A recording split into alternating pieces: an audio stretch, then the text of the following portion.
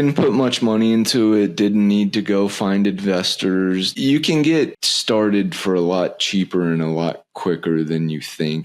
You don't need business cards. You don't need a website. You don't need social media. You don't need email software. You don't need any of that stuff. You just need to figure out if people will pay you money for the thing that you're making, and do it as cheaply and quickly as possible, because their feedback is what will iterate on the product for you to then make the final thing. Yeah. But it's the process of... We are live. Sweet. Yeah. Hi, Trevor. Hi. Welcome to the podcast. Thank you. So happy to have you here. We met with Trevor a little over around a year ago, right? Yeah, it's probably been about a year. I think it was Riser event. Yep, Riser event right after we launched. Yeah, and I remember I tried this. Yeah. And I was like, what is this? You know, like how usually those steaks are like dry. Yeah. They literally melted in my mouth. And I was like, wow, I never tried anything like that. So, and I was interested about your story. Yeah. And that's why Trevor is here. That's why we're here. He has a beautiful story. Thank you. Okay, so take me back and tell me, how did you come up with this idea and what sparked that passion? Let's see, how much detail do I want to go to? Basically it's I hunt, and so I had a bunch of meat in the freezer. I also like cooking. And so I was a little bored with just the way I was preparing the meat. And just one week I was like, I'm just going to experiment every day and try some different recipes and some new stuff. So I was doing all sorts of things all week. But one of the things I kept coming back to was I just wanted a really convenient, high fat, high protein something, just like a grab and go something for the mornings. And that stemmed from the meat and nut breakfast that a gentleman named Charles Poliquin made popular. Mm-hmm. And so, yeah, that's where it started is I just started combining these game meats that I had in my freezer with different nuts, different spices, maybe throwing some dried cranberries and stuff every once in a while, and kind of quickly came up with something pretty tasty. And then whenever friends would come over, I'd have them try it. And yeah, kind of long story short, in a short amount of time, I had quite a few people that were asking to pay me for at the time, it was a meat and nut bar. It was when about 15 or 20 people had signed on, I'd realized I was running out of meat that I had hunted. And so I was like, all right, I got to change to like beef or bison or something. So I chose bison just because I'd always liked bison, and most products were beef related. I was like, well, bison will be something different. So I had a bison and almond bar. It was very delicious. And that was the beginning stages of what's now a bison and beef stick. Mm-hmm. There were some pivots along the way through the manufacturing process and all that. But it was kind of that simple. It was a scratch your own itch situation where I had the background in the hunting, the cooking, and just always had an interest on like the health and nutrition side. So I kind of knew about the high protein fat combo and the benefits to that, both mentally and physically. And here we are. So you found your ikigai. Do you know what ikigai is? Ikigai is basically, it's a concept that unites what you're good at, what you're passionate about, what people are willing to pay, and like what came out of it. In the middle is your ikigai. I think it's Japanese. So it's basically the best idea for if you want to do the business, right? Like you kind of explore that. So I see that you found your ikigai. You connected all the dots. Yeah. It just came out. And so, well, not all people, not all people make business out of it. What was that mindset? Like, ooh, I want to create a business. Well, I mean, it truly was let the market dictate. I even when I was making them, I guess in theory I had a small business because I was making them there's probably, like I said, 15, 20 people that I was making it for. They were all friends or family close to me. And they just, when I had given them the sample of stuff I was making for myself, and explained why, because like the meat and nut combo is a very unique combo. Yeah. And so that would always spark interest. And then I'd explain to them physical benefits, mental benefits, targets neurotransmitters associated with drive, energy, and focus, physically. It's more satiating, allows you to eat less. Therefore, you lose weight, but you're still perfectly, just mentally stimulated. You lose weight on it. You gain muscle on it. It's just, it kind of checks all the boxes. And so when I told them that, they were like, I will pay you to make these for me. And so even when I had, call it 15, 20 people that I was making them for, I was doing it out of my kitchen. Still wasn't thinking business because it was just some friends, It was like, I'll do this and I'll make a little bit of money on it. But it, it's not like a you're side not hustle. But not really, because I wasn't trying to make a lot of money on my friends. You weren't doing it for money. Right. Yeah. It was just, I'm making them anyways. I'll just make extra. So they actually kept pushing me because they were telling their friends about it, and then they were getting orders, and like finally, a spiral effect. Yeah. And so it's one day I was just like, let me just make a bunch of samples and go around old school, just hand them out to people and get feedback. Love it. Wasn't expecting anything, just wanted feedback. And ended up doing something like $4,000 in pre-sales in 3 days. And that was kind of the I better figure this out. Oh, wow. And so that kind of led me, and out a year and a half later, you figure it out and come, launch a product. So you did market research basically. Yeah. I mean, but not fancy, not anything. Just go and talk to people, look them in the eye, and the fact that people were asking me, how do I buy it, or where can I buy this? How do I buy this? Can I give you money now?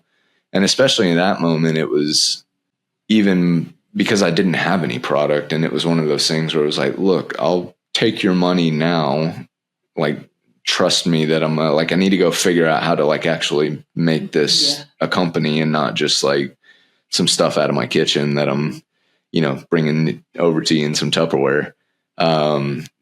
And people were happy to pay. And so that told me, it was like, oh, okay. They really like this and don't care that there's kind of an indefinite, I don't know when I'm going to give you the product. But they didn't really care. So that to me said a lot. And so that gave me kind of enough juice to go chase it. And I've kind of just done that every step of the way. I mean, even at that moment, once I probably had an email list of 50 people, 70 people. I mean, nothing, in the grand scheme of things, but I sent everyone an email and basically pre-sold after I'm fast. I'm kind of jumping around. So after that, a year and a half later, here we are with the sticks. A year and a half. Yeah, it took some time because I had to find co-packers. I had to find labeling. Just there's a lot to it, and it was just me. And my background's physics and engineering, so it wasn't CPG at all. Yeah. And so now I could bring something to market way quicker, but at then it was, I don't know. Let's go figure out what all I don't know. How did you feel about this? Back then, was it was giving fun. you? Okay. Yeah, it was just fun. It was exciting. It was fun. It was learning something new. Yeah, part of the fun was knowing that people liked it and they wanted it. And so at some point, I had to pivot from the meat and nut bar to a bison and kind of beef fat stick to keep that high protein and fat combo. And at that point, when I had got some samples made of that, I basically went to everyone who was buying the bars, had them try them, and then asked them who else I should go give a sample to. And through that process, I had an email list of, again, probably 50, 70 people who had tasted it. And I sent them in one email and just said, hey, I'm going to start a company making these sticks. Here's a really good offer for a pre-sale. Basically pre-sold a year's worth of sticks where I'd send them 10, 20 sticks a month. And from that did $25,000 in pre-sales. And so that $25,000 was my startup capital for the business. I love it. So, the reason I'm asking you all of those questions is because I feel like a lot of people right now, if they want to start something, they overcomplicate, things. And then they're like, well, but it takes so much time and, money. And here we go. You're like living example that what you did is just found something that people want, right? That you're really good at. Like you had skill set. It's not that you didn't even know how to cook or something. Sure. You went out, you met people with like, hey, give me the feedback. Do you like it? Right. And obviously then the pre-sale, the offer, right? Like, so that's how you basically make the business without like putting a lot of money into it. Yeah, didn't put much money into it, didn't need to go find investors, even at that point, like, yeah, you can get started for a lot cheaper and a lot quicker than you think. And I kind of talking with others, I think a lot of people get bogged down in like, I didn't have a website at that point. I didn't have social media at that point. Like, you don't need business cards. You don't need a website. You don't need social media. You don't need email software. You don't need any of that stuff. You just need to figure out if people will pay you money for the thing that you're making, and do it as cheaply and quickly as possible, because their feedback is what will iterate on the product for you to then make the final thing. Yeah. But it's the process of, it's just the process of doing and constant feedback that will lead you to something, rather than spending a ton of money on all that stuff up front, making a product that you think people want, and that in this case, like, you think tastes good, and then going out there and it's crickets. Yeah. And then, and then like, oops. Oh, for sure. So like backwards. So you need to ask people first. Right. Yeah, absolutely. Yeah. Yeah. Hey, will you try this? I'm making this, like, right now, it feels like a very similar process. I've been making this, like, I've been calling it, like, jokingly calling it protein butter, because it's basically like a peanut butter, but then I add a bunch of protein and fats in it. And so it's, I've been making it with noble protein, which is like desiccated organs, colostrum, collagen, beef isolate, really high quality, good stuff. And then maple syrup, olive oil, cinnamon, sea salt, some dark chocolate chunks, all this. And it's so good. Delicious. And I've again made it for myself.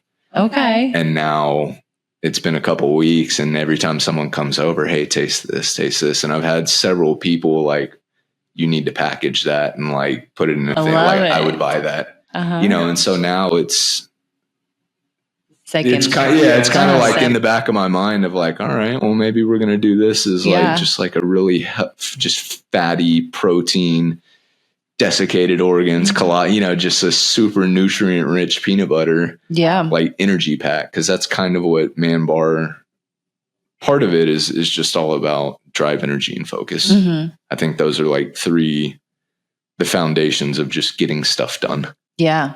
I love it. So, and now it's easier for you because you already have all those steps. Yeah, right? It won't take a year and a half if I decide to do it. Yeah. So it should be a much quicker process. I love it. So you've said something powerful, that low-fat, high-protein snacks don't serve the body the way they promise. Can you break that down in simple terms?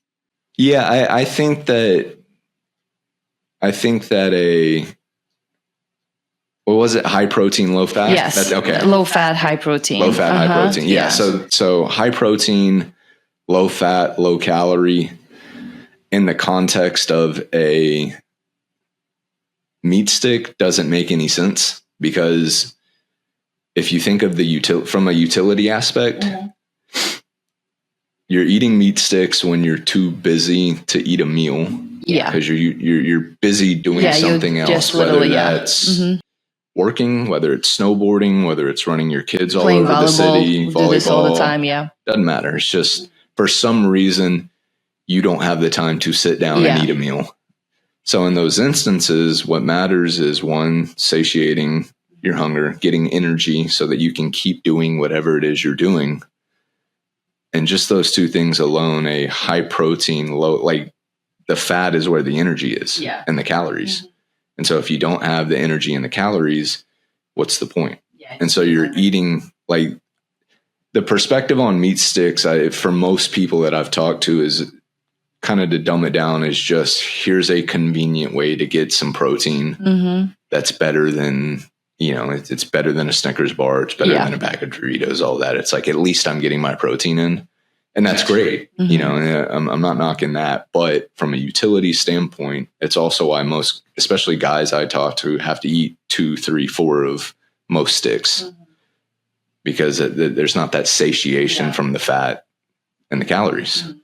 And so I wanted to make something with high fat because that combination is where all the good stuff is. So proteins allow for a gradual increase in your blood sugar. That's why you don't get those like spikes that you do with carbs and sugar and all that. But the fat prolongs that. And so I've got guys that elk hunt, they take these on elk hunts. They're running in the mountain. They'll have one at 10:30 in the morning while they've got tens and tens and tens of pounds of stuff on their back, plus a gun, plus hiking up mountains and down mountains. And they're like, dude, we're good till dinner time. That's awesome. And so, if it's, I always call it field testing in those situations. If they can field test it in those extreme situations, us using it for while you're working or volleyball or running kids around or just the day-to-day life that we live. It's like for moms, I think it's special. 100%. We've got we'll talk about the name MANBAR and all the stereotypes and everything that comes from that. But we've got a really great contingency of pregnant women and moms that absolutely love them because they see the utility in it. Number one, their kids love it, which is important. Yep. They crave them. And they can have it. They can have it. They feel good about giving it to them. And they know that, especially young kids, they need the fat. The brain's 60% fat. The brain's developing at that age. They need it. So it's just a win-win on all fronts. And while she's running around, she has a very healthy alternative. Absolutely. To like any other snacks. Yeah, that absolutely. Don't give you any satiation. You kind of okay for like maybe 20 minutes, if so. And then you're just like, okay, I need to eat something more. Yeah. It probably will be also very good for breastfeeding moms. Yeah. I mean, Tasha, my lady, while she was pregnant, I mean, she swore by him. I mean, she would grab one when she was breastfeeding if she was hungry, and she'd just eat it while she was breastfeeding. Same with all the our little pregnant woman contingency. All of them just swear by it for breastfeeding. And that's not something I foresaw.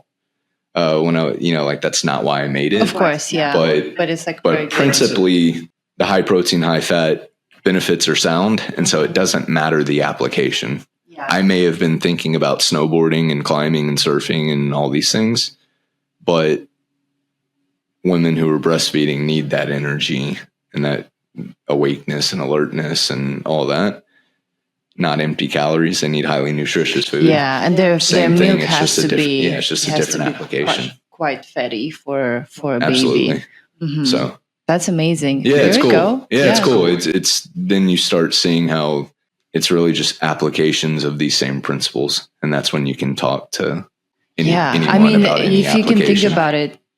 Anything you do, like if you're in the field, you're working, I don't know why, but I have this picture of like a guy fixing something on those high towers, and he has them, I don't know, like MANBAR, he's eating it. I'm like, oh, that's a good, like, Ed. Absolutely. I mean, the applications are what's been cool because it's everything from pregnant women to moms to single moms to the other end of the spectrum, elk hunters and rock climbers and all the outdoor sports to real estate agents who are zipping around town all day.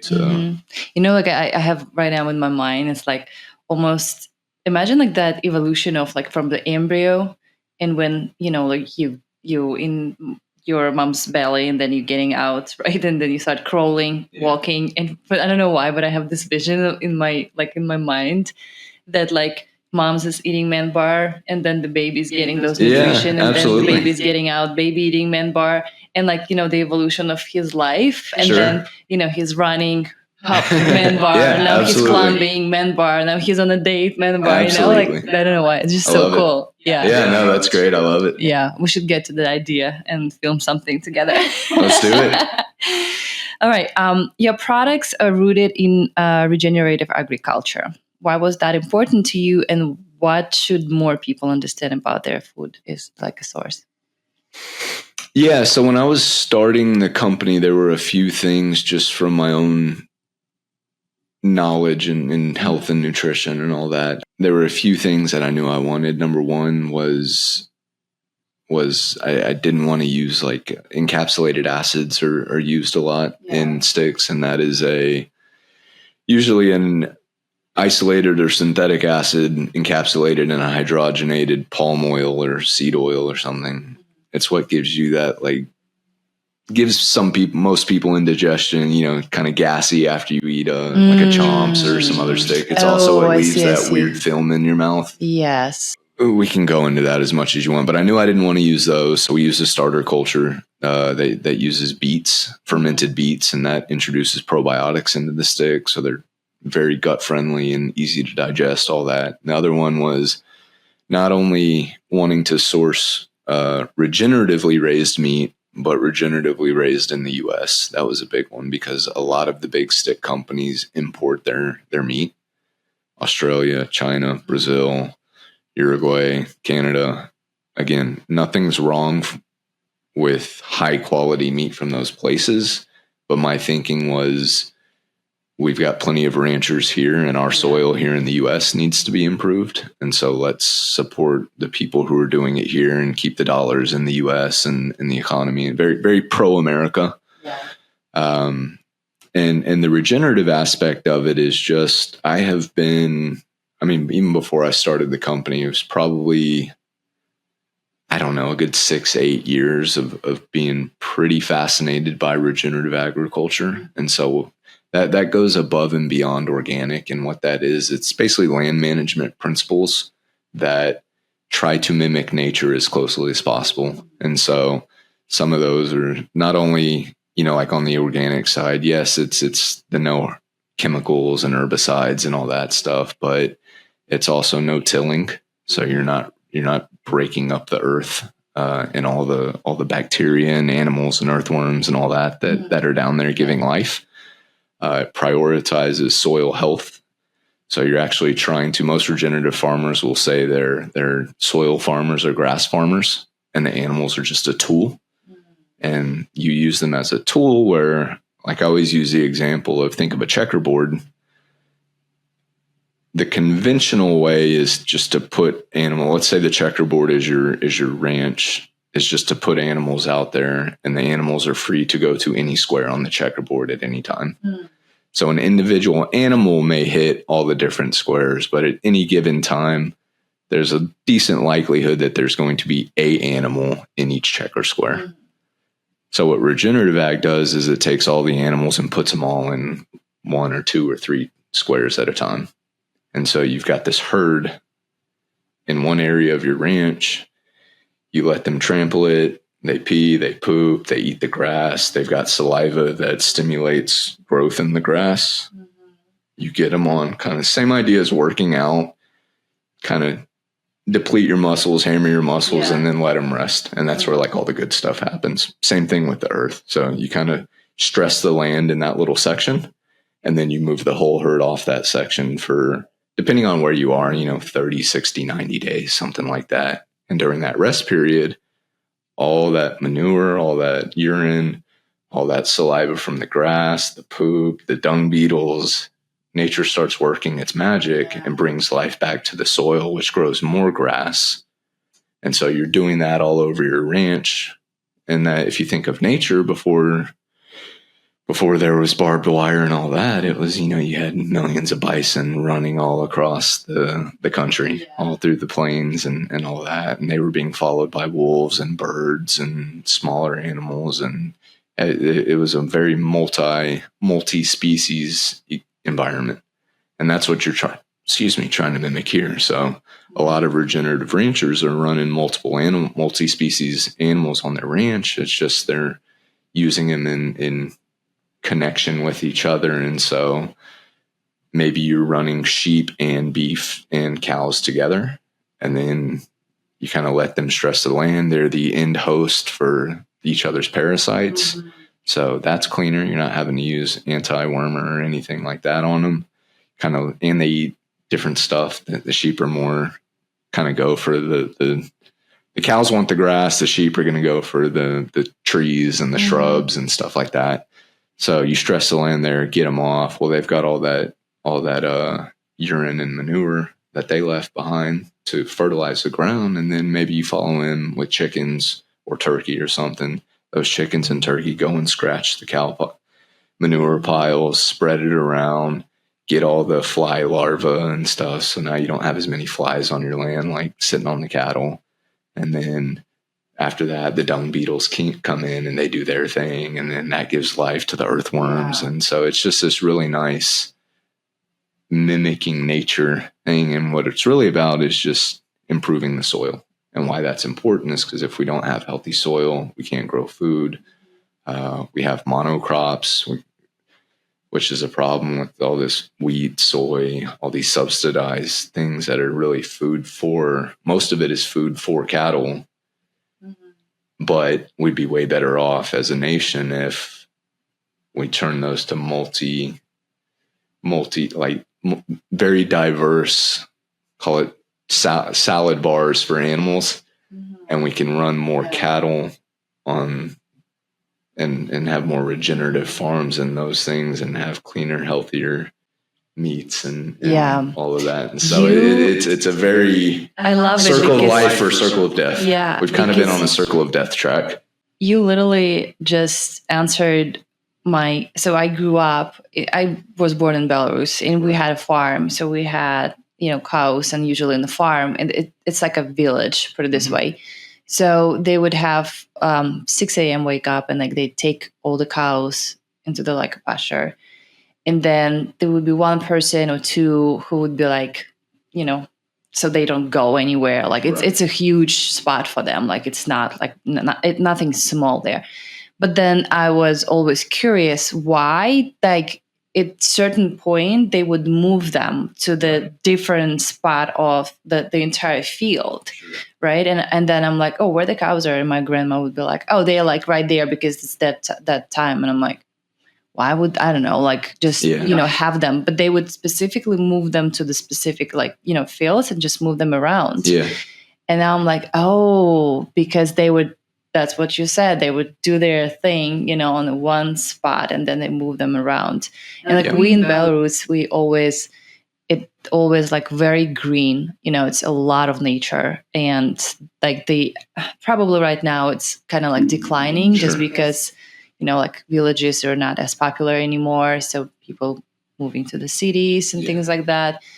But we always had our own chickens. Everything like milk, like cow's milk. My stomach stopped because I was little, but it was so like good and tasty, delicious. Sure. And that's where they had this phrase like Russian, it's in Russian as bogaty. So basically it means like a very big, guy. Yeah. Or like girls have like the, like wavy, curvy, and the very full chicks and like pinky chicks. So because like they were basically eating like all properly. Properly. And all the, especially milk products here. Mm-hmm. I'm not sure if they're anyhow good. Well, that's the big kind of raw milk movement right now here in the U.S. and is a big discussion for those exact things. It turns out you don't really need your multiples higher chance of getting sick off like spinach than you are raw milk. And that's the big push. And so there's definitely places, especially here in Austin, to get raw milk. And then there's a lot of raw milk cheeses that are coming out. And that's stuff that... What blows my mind is that it's compared to like even organic milk, it's very expensive. Yeah. When I saw I think it was $12 per gallon. And I'm like, and I grew up where I was literally drinking it from a cow. From the tea. Yeah. And I'm like, what? Shouldn't it be less than more? Well, if you don't go over the process of pasteurizing it and all of those steps. Yeah. The inputs are less, but also the volume is less. Yeah. And so that's where, you can run the amount of like the super cheap stuff that's coming from feedlots and it's grain fed and all that, you can just, I mean, it's a factory at that point. You can have a lot more. And even though you can run more animals on a regenerative farm than you can a conventional farm, it still doesn't compare to these factory, big food factories that, you know, where they've got multi-stories of pigs stacked on top of each other. Or they've got thousands of cows in a feedlot, and it's a volume but on the thing other on hand, that front. The population, like, I don't know how about now, but like there are a lot of people they have to feed. Like, how do we solve that scenario? Yeah, that's always an interesting conversation around the regenerative thing, because the mind, we've kind of been tricked into thinking that you're almost looking for like a single solution, or like big food, for example. Like there's like 8 big companies, something like that own like however, 90% of our food supply. And we've kind of been tricked or lost sight of thinking that like everyone needs to be fed from these singular sources, where in reality, I think any regenerative farmer that you talk to would just say, like, I'm not trying to feed the world, I'm trying to feed my community. Yeah. And so it's that. And it's, getting back to, I mean, most people could survive on, I mean, a house in the suburbs, a backyard, a front yard has enough space to where if you had a farm that would supply, or excuse me, if you planted a garden and all those things, that would supply the majority of your own food. Yeah. And then you can go to a local rancher, buy a quarter of a beef or half a beef or whatever it is. And so there's ways to do it. It's just, instead of having, let's say it's 4 big companies that kind of run everything,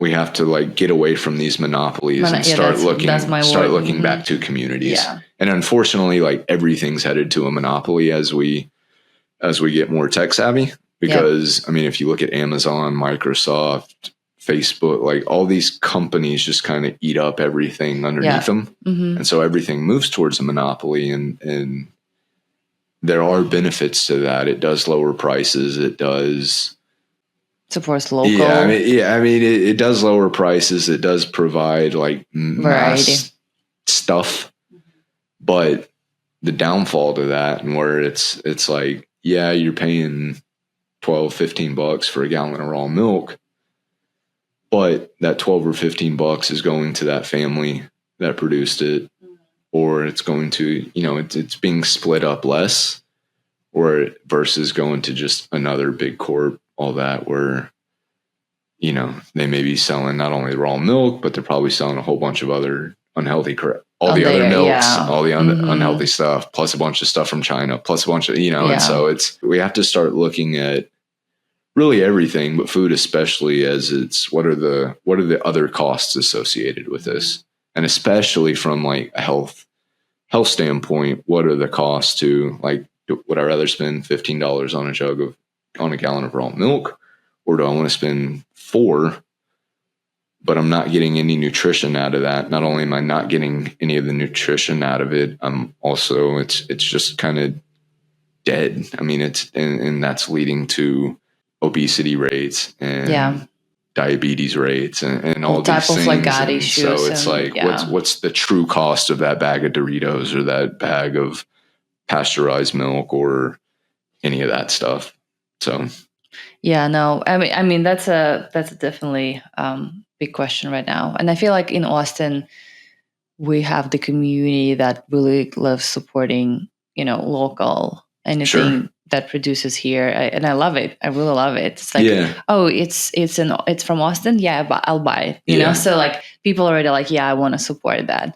I feel like maybe, I hope so, more like world, maybe probably US specifically, because let's say I know in Belarus we have, it's a small country, but we have top 1 like dairy products, and that's what they're trying to keep it there too.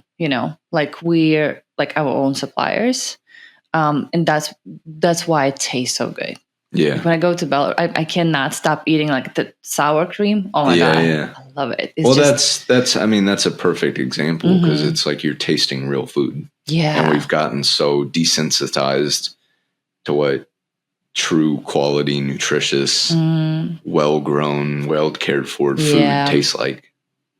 And so it is eye-opening when you have it. And it's like, well, that's not the sour cream I had over there. No, that's absolutely not. Anything, why to is be this honest. beef almost purple instead of bland? Yeah. And it's stuff like that. And really, I mean, from a cost standpoint, going back to that, you need less of the more nutritious stuff. Yeah. And I think that's a whole other issue is just the volume that we eat here is a lot.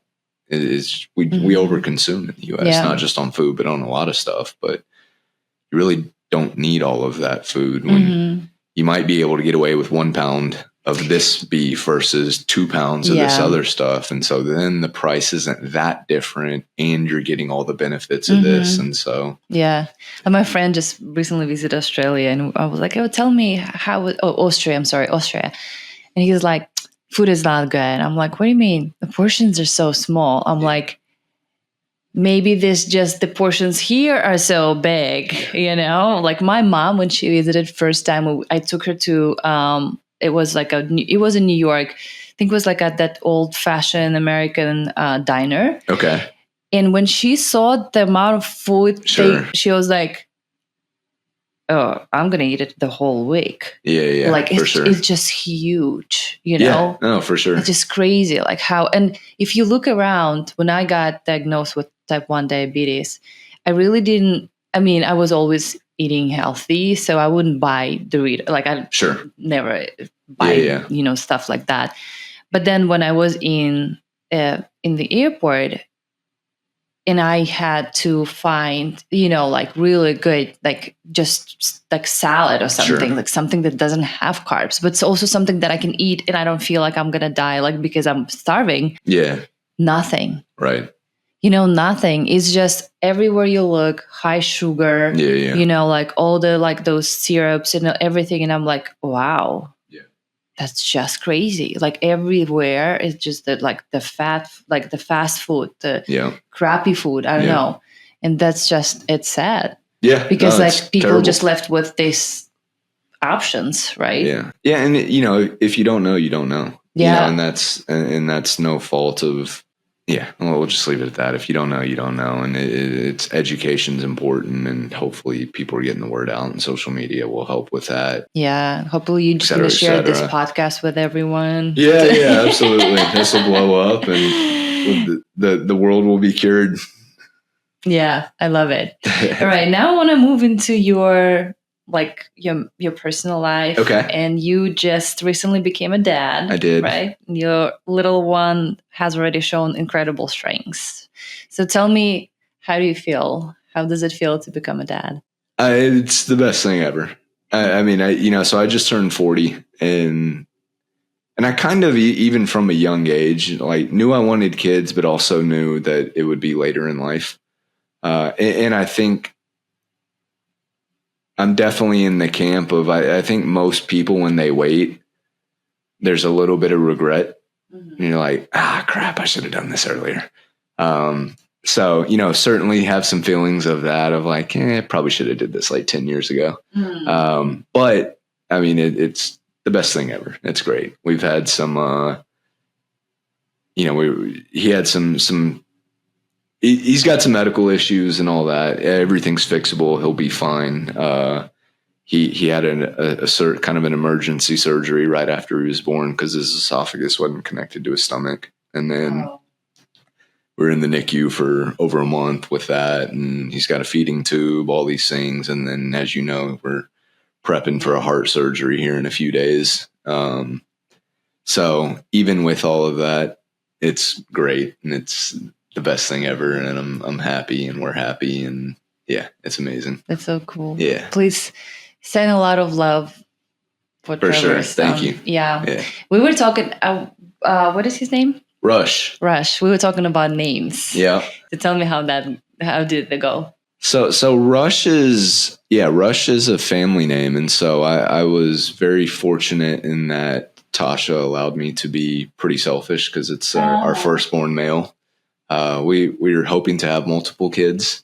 But with it being the firstborn male, I kind of pitched her on this idea of doing a very lineage heavy name. So his first name's Rush. That is a family name on my mom's side. It's fifth, sixth generation name. And so I wanted to keep that. And then his middle name is Howard, which is fifth, sixth generation name on my dad's side. And it's my middle name. It's my dad's middle name, my granddad's middle name, et cetera, et cetera. And so, I kind of pitched that to her, and the reasons why, and thankfully she loved the names and loved the sound of it and was down to gave it a thumbs up. So, that's how we came with that one. When you say it's the best thing ever happened to me, what is it like? Can you describe? Well, it's a number one. It's just a love that you didn't know you could experience. Is one. And then I think as a male, it's just like the responsibility, the commitment, all of that comes with it is, I think if you're ready for kids, that responsibility and that commitment is a thing you welcome and you want. And so it didn't scare you? No, not at all. I was I'm very ready and very like, let's do this. So it's those things. It's just a love you never knew you could experience, and then the commitment and the responsibility that comes with it gives you more purpose. And it's just it's very fulfilling, and even the hard days and the frustrating days, the sad days, whatever it may be, but it's just it just gives more purpose to life. What else in your life did that change? I mean, everything. Yeah, I mean, there's no free time anymore. I have a Belgian Malinois dog, and so my days are basically I train him, I try to sell sticks, I try to be a good father, I try to be a good partner. I've got a little bit of extra time for I still do some engineering work in oil and gas, a little bit of that, and then up at anywhere from 3 to 5 a.m. and taking a breath at 9:30 p.m. when it's like during his last feed. And but it's also and that's okay, but if I was living in the past and if I was focused on all the stuff I'm not doing or all the parties I'm missing or the vacations or whatever, then I think that would make it tougher. But I want the responsibility and the commitment, and so this is more important than that stuff. And so I think it's just a natural next cycle in men's life. Sure. Yeah. It's most. I mean, most guys I've talked to kind of have similar thoughts. And I've heard a lot of conversations like this. Yeah. If they were committed, there are certainly some men out there who have kids and they aren't ready for them or they aren't mature enough for them and they don't step up and that's a whole other conversation. But for the guys who are like ready to be dads and excited to be dads and are good doing their best to be good fathers and all that, I think those are probably the main themes. I've heard that, like after having a child, it's almost like giving you different type of like skill set, I don't know, like energy, and you just kind of like expanding in all areas, I guess. Yeah, I mean, that's a way to put it. I mean, I would say before children, I certainly wasn't getting up between 3 and 5 a.m. and staying awake. But it's also this season right now, right? He's little. So like once he gets older, that's going to be different. Sure. Yeah. But I mean, you're still going to be, there's still, you're dealing with, I mean, you're still have a whole another human in your life that relies on you for a long time. And for sure. All of that. So the hours may change, but I don't think the energy changes. No, I think it's just only evolves. Yeah. Yeah. Just having that. Because the reason I like that conversation is just a lot of, modern men, they like, no children. I don't want to have children. Like, it's just it's scary. It's just time consuming, like, and I want to do me. Yeah. So that's like, I think that's women too, though, that I've talked to as well. What's your thoughts on that? Oh, a lot. I have kind of like mix of thoughts about that. I feel like once is, it's your choice, definitely. Sure. Like free will. I don't think every woman like is supposed to be a mom. Right. Like, I don't think so. But also the government, or like the way it's here, it's very tough. Again, I'm just bringing example in Belarus, and it's in many ways. I don't say that, like it's not really like developed country. Sure. But when you having a baby in Belarus, the government is paying you for 3 years, because that's the essential time for you and the baby, for mom and the baby to bond, because that's how the baby understands the world. Right. Is that safe? Mom is here. I'm safe. Like, the nurturing, and for that as well. But like, that's just the the thing. So you getting paid for 3 years. Yeah. And you don't have to worry about like, I have to go and like work again. You can. Nobody's stopping you. If you want to do this, go do this. Sure. Like my friend, she had 3 kids. And she worked with a little one, but then she's like, I wish I didn't. Yeah. I wish I didn't, because I miss all those precious years when she was growing up like a baby, When I moved here, and my friend was working at the daycare, and she's like, oh, like this is like, I don't know how, like she said, 12 weeks maybe or something, like very, like it's just soon. Very, I'm like, oh, when I saw those babies, I'm like, you kidding me? Yeah. Why are they here? Like, I was shocked. Sure. And I think that's what makes it here a little bit of a more challenging, also education. If you think about like how much does it cost to, if it's homeschooled, yes, but then the child is missing out on a lot of just, bonding and like community and peers. So I don't know. I want kids. Yeah. I definitely want 3. Okay. Not even 1. So, but I feel like I can also see that the perspective from women who like, I don't want to have kids. So I, a little bit of pushback in that I'd say like, I certainly agree with everything you just said, but that to me is kind of like rationally justifying the logistics of having children. I feel like it's very different than just not wanting children. Mm-hmm. And not wanting, like what you just said about what you said earlier about men just being like, no, it's too much responsibility. Mm-hmm. I want to do me. Like, I like that mindset is like, I don't want kids. I don't care what the logistics or the rationale or the cost or any of that. Mm-hmm. Like, I just don't want them for these reasons. Mm-hmm. And I feel like there's also that mentality from more and more women of just, I just want to screw the cost, all that. Like, I just don't want them for whatever reason. Yeah.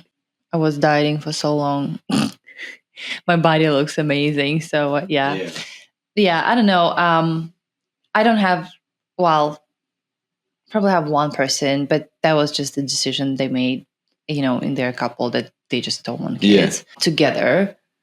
But I really don't have anyone in my circle who would be like, I don't want kids ever. Really? Yeah. Yeah, it's most of the times it's like to me, a part of it, and I'm certainly not trying to sound judgy or stereotype everyone who doesn't want kids, but a lot of times it seems to come down when I hear people talk like that, it's more of a fear, insecurity, immaturity thing. And again, no judgment on that, but it's almost like they're not doing. My hypothesis is that they actually do want kids. They're just terrified, and there's work to be done on themselves that maybe is too scary to address at that time.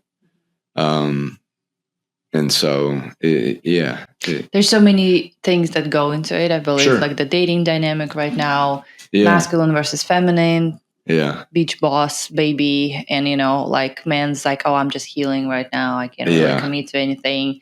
That's kind of scary. Or like, you're touching on like all the things that I just hate. Yeah, no, but that's true. Like if I am dating a man and like he's constantly trying to like, or like, and again, like I'm old fashioned and also I'm from the different culture. So like that's how I grew up and that's what I believe. But when I'm going on a date and the guy goes like, let's split the bill, I'm like, fuck you. Okay. Because, well, not because like I can pay for myself, but I just see it's like, well, then if you think about like evolution, right? And like what goes through women's head. Yeah.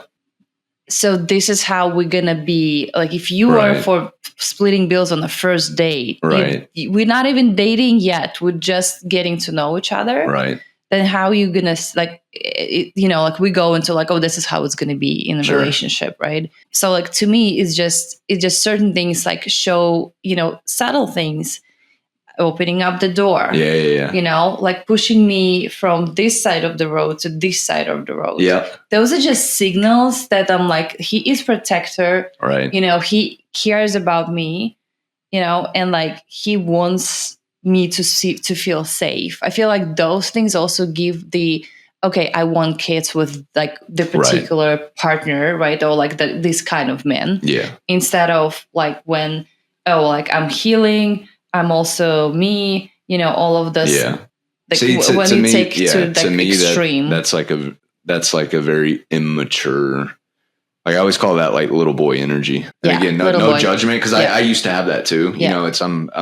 I'm 40 before I had my first kid. I'm not trying to like say I'm above any of those guys or anything, but it's just at that point in their life, like to me that's fear, insecurity, and just like little boy energy. Yeah.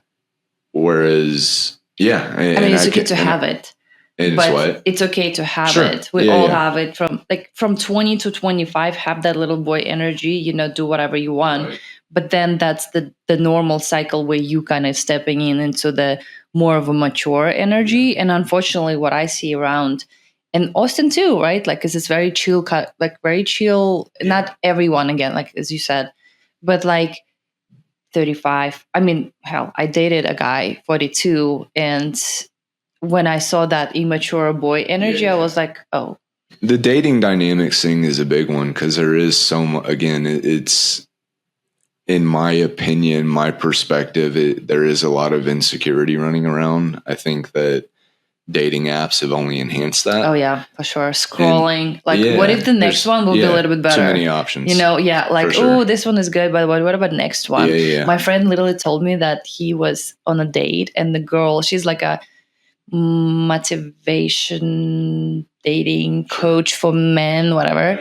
And he is like, we're sitting there and she literally got her like iPad out and like, she's like, okay, so I'm going to ask you questions. And she literally went through, I'm like, you kidding? Yeah. He's like, no, I'm really serious. I'm like, oh, really? She did that? Like she literally interviewed you on it's insane. Stuff. Yeah. I mean, it's stuff like where like communication is a really good thing. Mm-hmm. Obviously I argue it's the only thing in a relationship, and that may be her way of trying to communicate, but the way that it's coming across is almost, it's like a self-sabotaging. I know, but why do you need to read it? Like just ask what you feeling.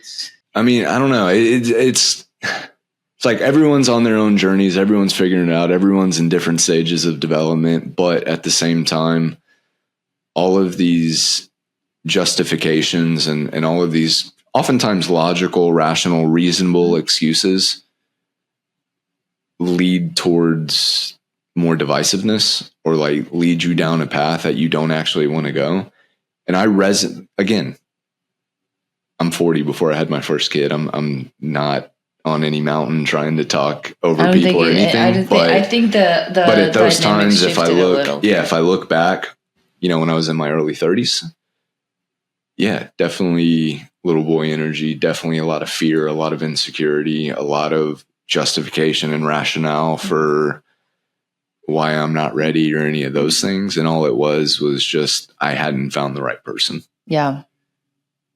What did you find? And that was on me because I wasn't opening myself up to like truly bringing in the right person either. And so it's hopefully everyone gets the key. This was on me. I wasn't opening up, right, to bring that person. Well, because there's fear there, and there's insecurity in those. And then you will be just like, you're always. Like, we can have fun, but or it's only going to get to here because you're only allowing it to get to there. Yeah, and that's what I see when I talk to most people who are doing those things or single and can't find someone, that they claim they want. And it's that. And it's also just the clear communication is just being super clear up front of what you are looking for, and not in a way that it's like, hey, we're going to go on a date, but like,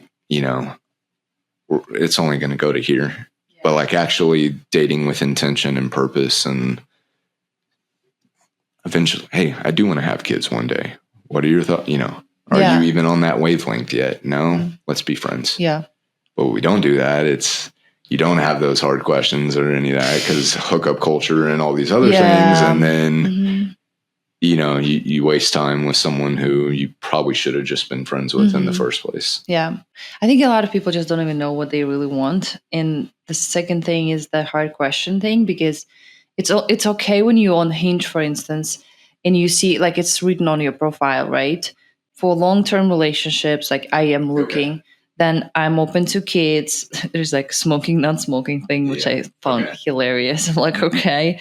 But when you on like, and I tried Hinge. I'm like, it's like a second job. I'm like, no, I'm not doing that. So like if I go on a date and we have this conversation with a guy, he like, that's a true story. He was like I saw, like when I asked, like, what are your intentions? Like, are you looking for a long-term, I'm not asking you to marry me. I'm just asking what would why are you like, on here? yes, if that was just me looking into your Hinge profile, that would probably what I read, right? Yeah. But if I'm like face to face with you and I'm just asking those questions, then so I don't want to waste my time and your time or whatever it is. He was like, yeah.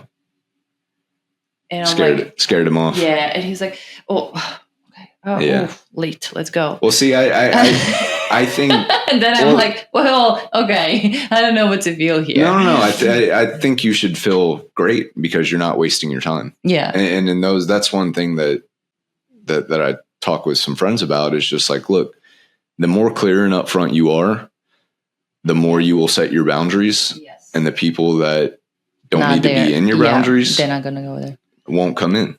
It's like I had to train like some internal martial arts stuff back in the day, and one of the positions was like holding your arms out like this, and if you're inside, that can look like a hug, and if you're outside, it can be a barrier.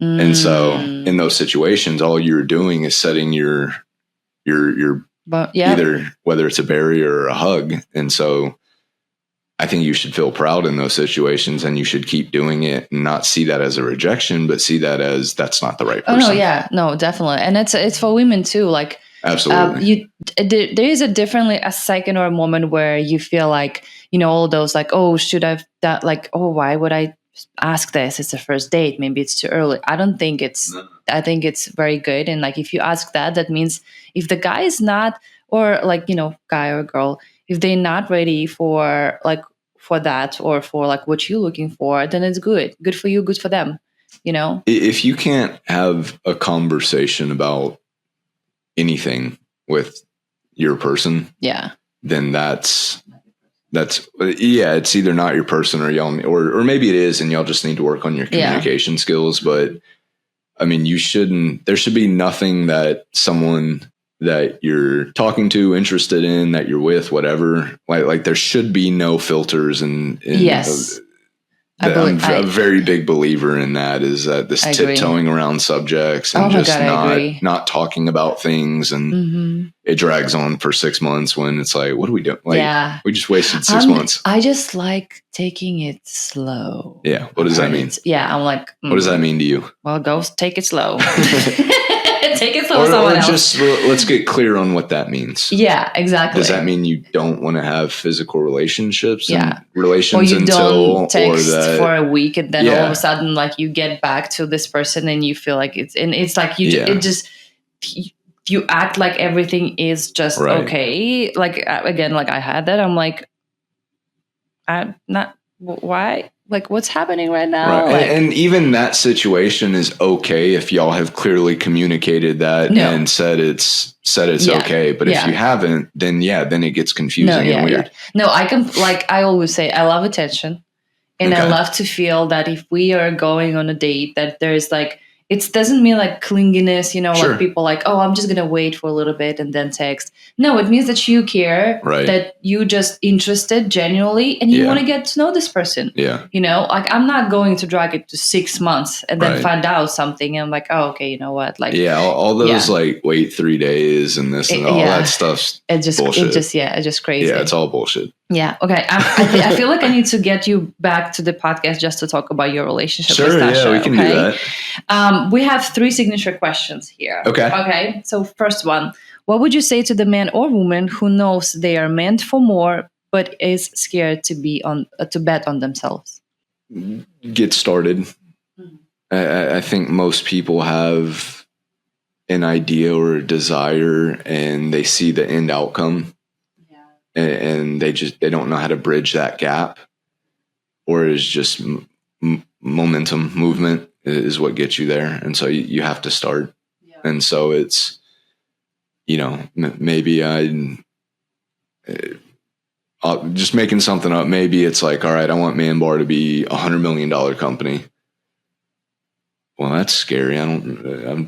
how do I do that? I don't know. Well, start by formulating a product that people like and get feedback and confirm they like it. Yeah. That, it's like, okay, you First get step. that right. Mm-hmm. What's the next step? Yeah. And so you just have to break stuff down into actionable stuff. And if there's stuff that you're just not good at, like, I know so many people that haven't started a business because they're scared of like the paperwork. Dude, hire someone. Yeah, exactly. Like, if you just hate doing stuff, hire someone to do it. Yeah. Focus on the stuff you want to do, and find other people to do the stuff that you don't want to do. Yeah. Yeah. So get Ask started. who, not how. Yeah. Yeah, for sure. Okay. I love it. Thank you. Okay. So question number 2, if you had to describe your personal transformation in 3 words, what would they be? Maybe like responsible, committed adult. Okay, I love it. In my head, it was like beef and butter or something. No. It's much more of just take responsibility, be committed to the people and the things that you care about, say you care about, or don't shy away from those things. And just, I don't know. Do you believe responsibility and commitment, that's actually what gives you freedom? 100%. Yeah, I think that's the biggest. Everyone, the little boy, all that, or Peter Pan, it's like there's a part of us that wants this freedom and lack of commitment and lack of responsibility. But then those same people will then talk about, let's focus on men because I'm one and I can pick on us without, and so, it's like you can have those thoughts while simultaneously wanting to be seen as a masculine man and a provider and protector. And even if it's to your friends and all these, well, it's like, you can't do both at the same time. Yeah. Those are the opposite. And so most people are saying this stuff, but doing this stuff. And I think that's where like the disconnect is with the gentlemen that are in that part of their journey. So again, everything starts with you. Just need to like do some work. Yeah. Yeah. Just commit to what you say you're going to commit. Be like, just take care of your business and take care of your people. People come first. Yeah. So it's like you can have all this stuff, but if what you're really wanting deep down is a family and kids, but you're being an asshole and you're pushing women away and you're delaying kids and all, like, you're sure, you're driving a Ferrari and have a big house and maybe a different girl every night and all that, but that's not what you want. No. Yeah. And deep down, it's like, if you're happy or not. That's exactly what I want to say. Yeah, like just be honest with yourself. If you're, again, drugs, alcohol, all that, no judgment on any of it. I'm not a saint at all, but if you're hiding behind all of that stuff, it's just pushing you away from the thing that you actually want. So like, just own up to what you want and have the courage to change that. And people matter. Yeah. Focus on people. I love it. Yeah, that's what you did actually. And finally, what's one truth you live by now that you didn't before? I don't know. It'd probably go back to something about responsibility or commitment. I guess acknowledging that I probably always wanted a family. Something like that. I love it. Yeah. Yeah. Okay. Thank you so much. Yeah, thank you. We're going to link everything. Where do you want people to go and so if they're in Austin, local pastures carries our sticks. There's Squatch and some other places will have them. But our website is just trymanbar.com, TRY. And they can order it. They can order there. Do free shipping on subscriptions, and you can buy a single stick if you just want to try one and see how it tastes and all that. But wow, that's actually good. Yeah, I love it. Yeah, so you don't have to buy like a bunch of this. Yeah, and then Instagram is the same thing at trymanbar.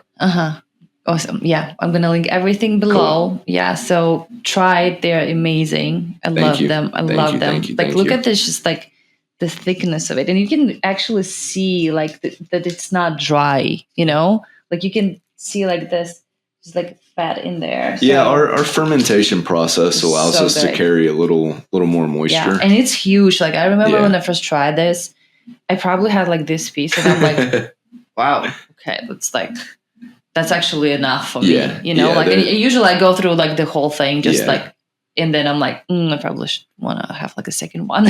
They're satiating because of the fat for sure. Yeah, it's only 200 calories. Which would be somewhere around, right? Yeah. Would be somewhere around like a protein bar that has like carbs and all the bad stuff in there. Yeah. I mean, most sticks on the market are going to be anywhere from like 70 calories to 100, 110 or so. Yeah. Which is like not enough at all. So we're double the physical side, but triple the calories, triple the fat, and usually double the protein of a lot of sticks. Yeah, I love it. So, all right, thank you so much. Thank you. That was fun. Okay, thank you very much, and until the next time.